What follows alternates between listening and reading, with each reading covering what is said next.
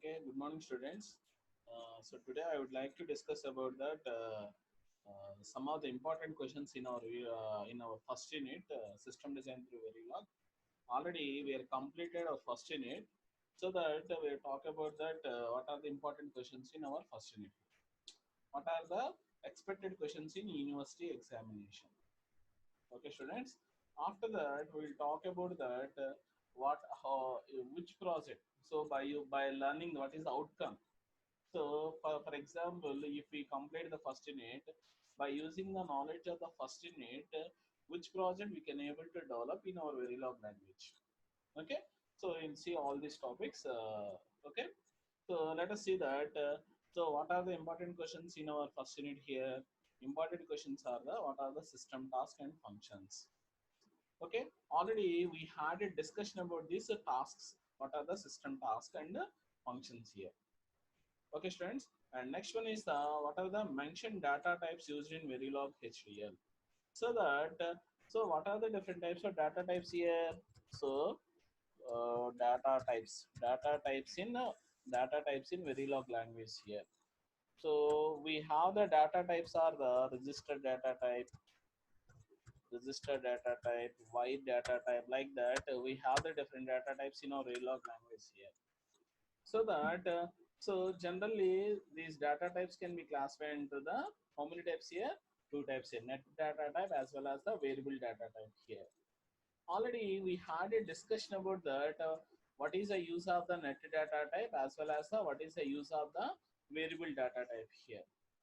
So in case of the net data type, we are using the register or the wire as the data type here. So in case of the variable data types, we are using the integers. We are using the integers. Okay, real type values. Okay, like that. We are using these type of valuable variables. We are using in case of this uh, uh, variable data types here. Okay, students. Let us see that our next question. So define keywords and identifiers. So what is the keyword and what is the identifier here? So if you observe that keywords means the so generally in our Verilog language we are using the keywords are known as the module. Okay, we are using the one of the keyword is known as the module here. So that so module is a one of the keyword. If you observe that Verilog begins with the keyword is known as the module here. So that means it having some specific function, some predefined function can be defined in case of this keyword. Keyword is one of the keyword is known as a module. Like that, in our Verilog language, it having the so many types of keywords. So module, and module, identifiers, input port, output port.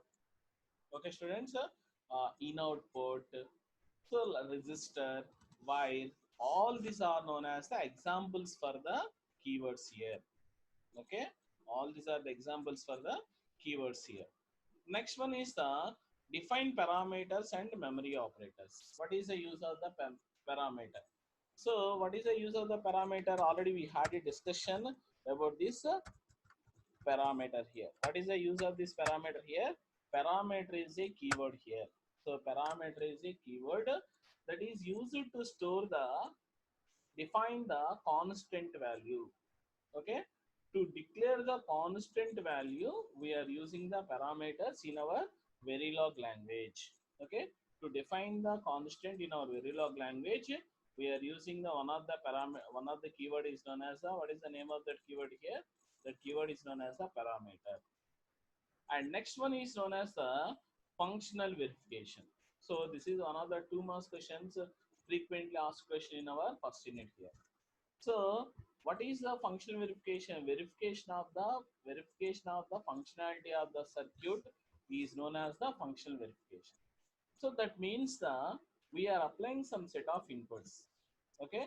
For example, if you consider the NAND gate, OR gate, NOR gate.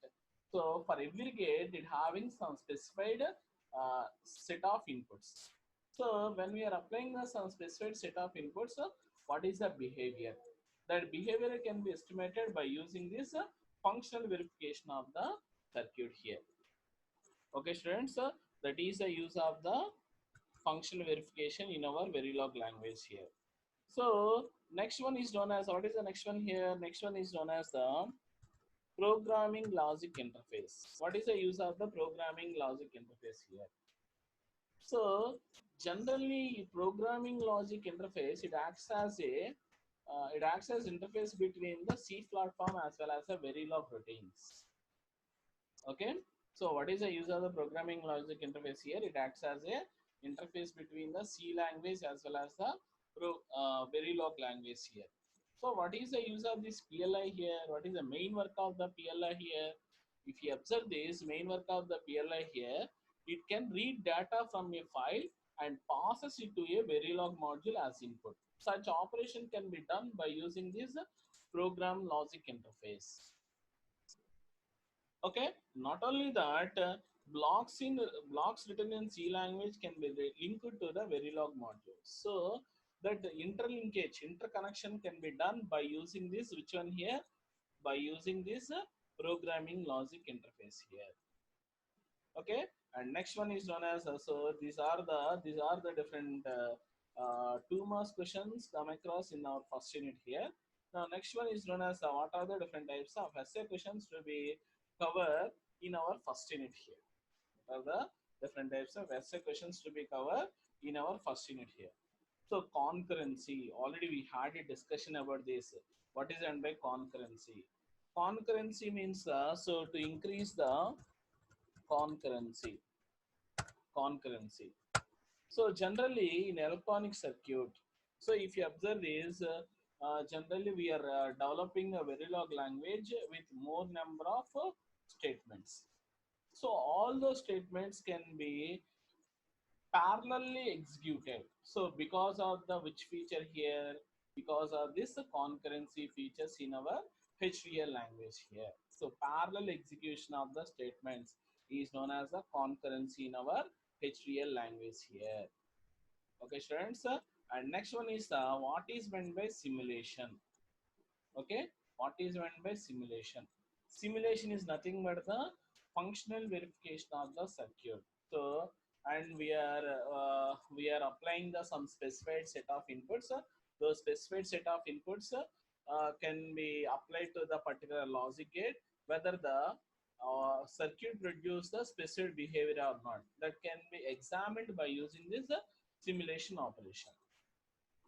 Okay, students. And next one is known as the test bench. What is the use of the test bench here? So what is the use of the test bench in our Verilog language?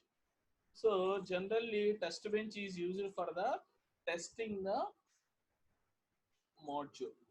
Okay, to test the module we are using the, so if you observe this, so this is the general syntax for the implementation of the test bench in our Verilog language. So to test the module by using this test bench circuit here. So that means user cannot be continuously changes the input. Okay, user not supposed to change the inputs continuously. Okay, we are implementing the, whatever the inputs we have to supply, all those inputs are written inside the program in case of the test bench here. Okay, so that means without knowledge of the truth table, user can operate the system. So that possible, that facility can be provided by using the test bench of the Verilog HDL here. Okay, that is the use of the test bench in our Verilog HDL. Okay, students. And next one is known as the system tasks. Okay, what is meant by system task here? So if you observe that system task, so already we had a discussion in the last class only. We had a discussion about this system task here. So that so system task, Verilog has a number of system task functions defined in our learning reference manual. Okay, generally the system task can be preceded by the which symbol here, dollar symbol here. By using the dollar symbol, so we can identify that this is the system task here. So what are the different tasks here? We can display the we can display the desired format. Whatever the arguments we want to display, those arguments can be displayed in the desired format by using the dollar display. Okay, next one is the dollar strobe.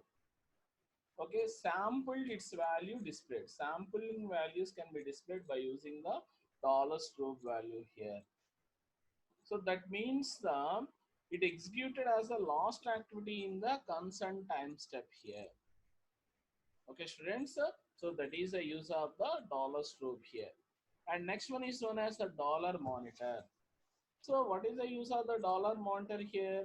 It displays the argument specified whenever any of the argument changes. Suppose if I'm changing the argument from the a is equal to 1 to 0 or 0 to 1, so that changes can be encountered by using this dollar monitor system task here.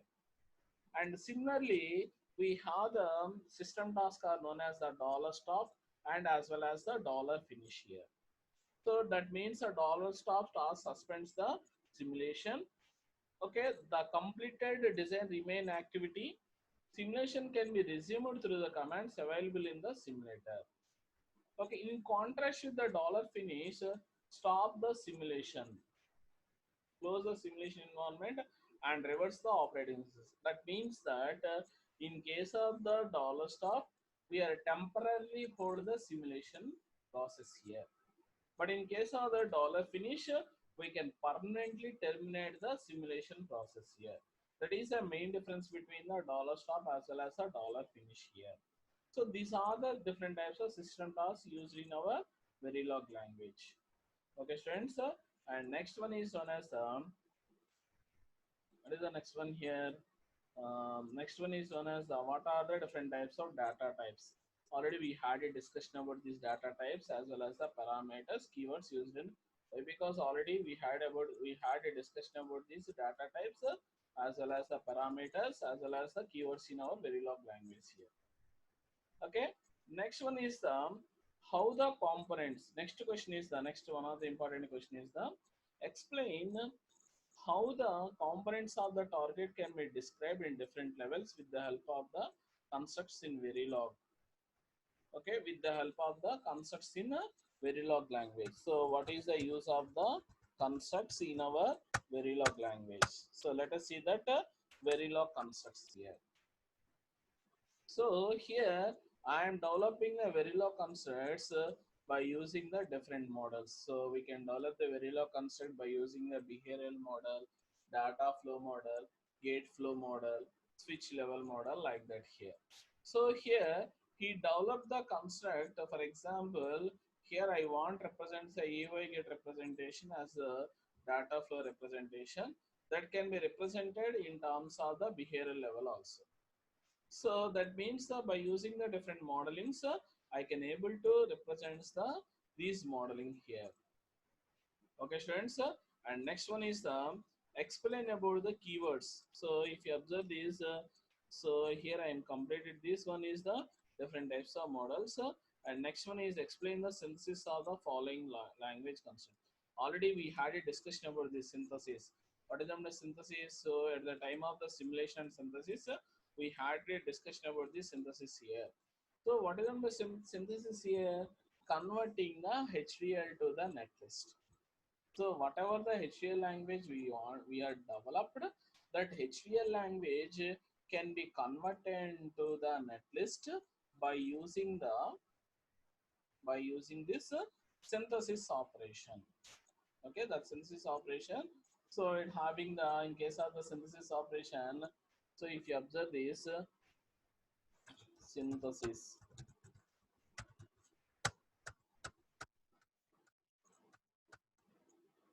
So if you observe this, to perform the synthesis operation, so we are taking the different types of inputs here.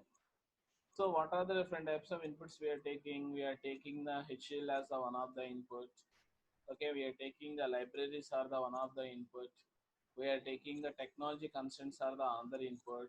So finally we are producing the netlist here in case of the synthesis operation. Okay, and next one is the what is the next one here?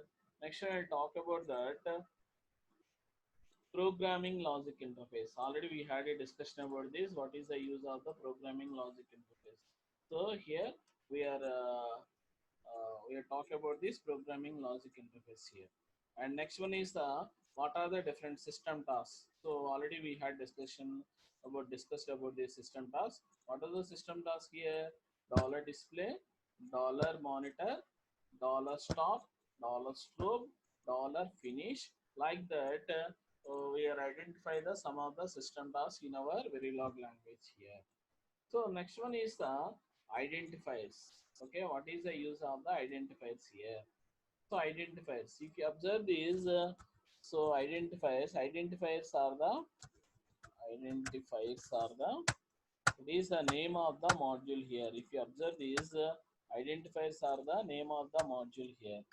So if you see that, so generally, what are the different types of constants to be considered when we are defining the identifier of the given Verilog module here?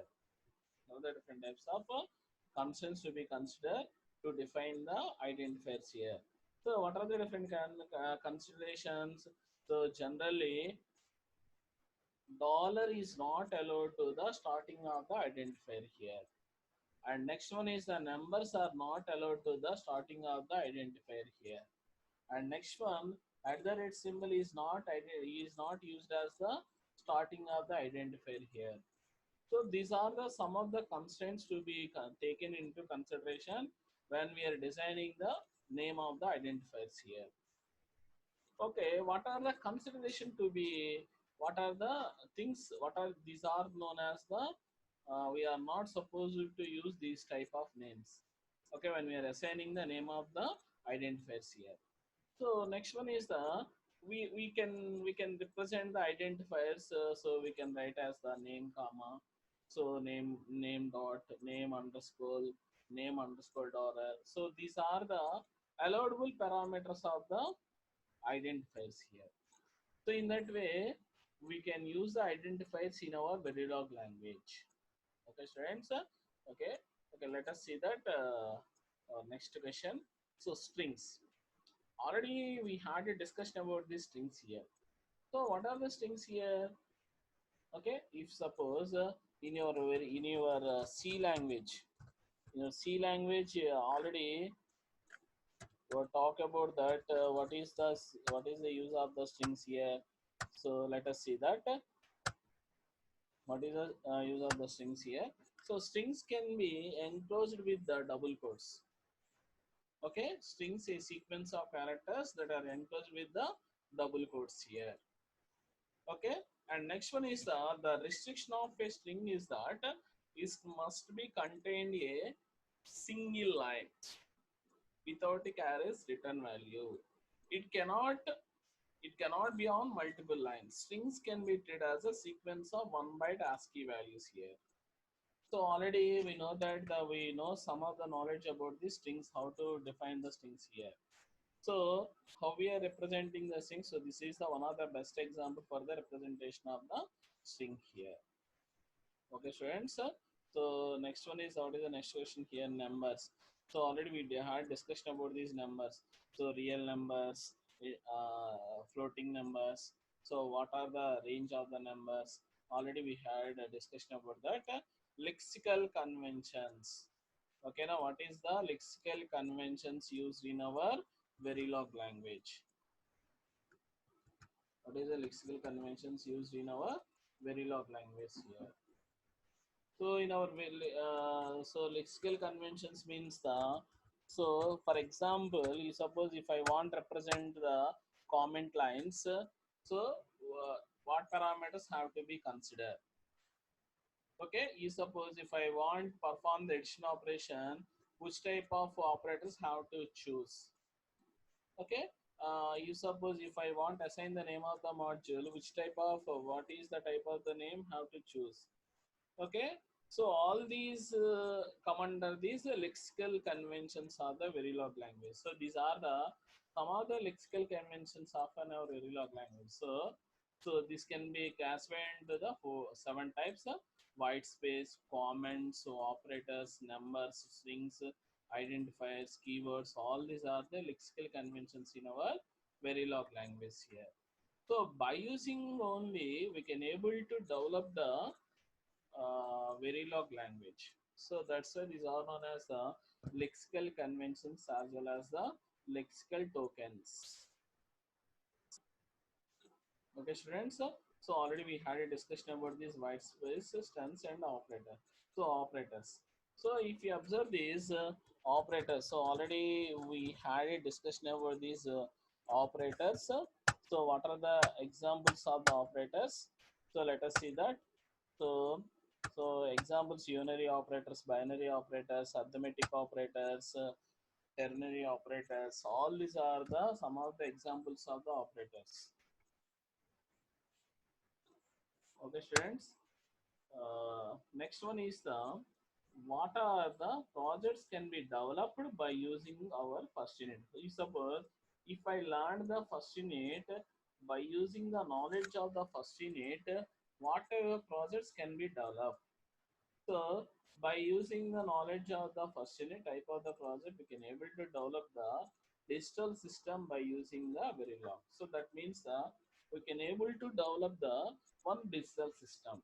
So one of the digital system, for example, one flip-flop. So combination of the two flip-flops can be developed by using this Verilog language, by using the lexical conventions, by using the identifiers, white spaces, by using the keywords of the Verilog language. Okay, so by using all these basic knowledge, okay, by using all these basic knowledge, I can able to develop the one system, one small system. Okay, we are unable to develop the large digital system, but by using this knowledge of the first unit, we can able to develop the small digital system, very small digital system. After learning about the these system design through Verilog complete subject, so we can able to develop the complex digital logic circuit. Okay, students. So this is the outcome of the first unit here. I hope you understand very well. Okay. So this is assignment for you. Okay. So develop one small digital system by using this Verilog language. Okay, students. Okay. Thank you.